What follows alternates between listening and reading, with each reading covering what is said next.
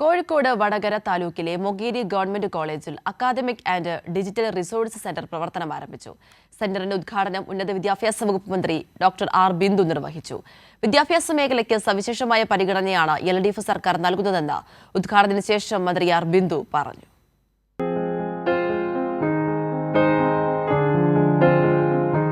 കിഫ്ബി ഫണ്ടിൽ 4.5 കോടി രൂപ ചെലവിൽ നിർമ്മിച്ച ആധുനിക സൗകര്യങ്ങളോട് കൂടിയ കമ്പ്യൂട്ടർ ലാബ്, ലൈബ്രറി എന്നിവ ഉൾപ്പെടുന്ന റിസോഴ്സ് സെന്ററിന്റെ ഉദ്ഘാടനമാണ് മന്ത്രി ആർ ബിന്ദു നിർവഹിച്ചത്.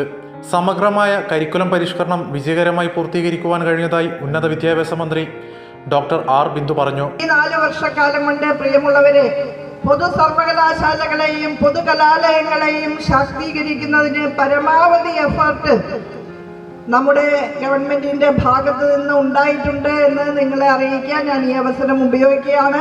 സമഗ്രമായ കരിക്കുലം പരിഷ്കരണത്തിന്റെ ഭാഗമായി ഗവേഷണ താല്പര്യമുള്ളവരെ ഡിഗ്രി തലം മുതൽ തന്നെ പരിശീലിപ്പിക്കും.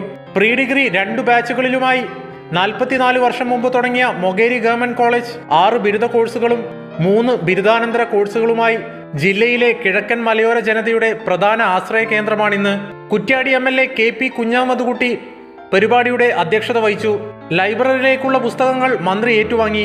കൈരളി ന്യൂസ്, കോഴിക്കോട്.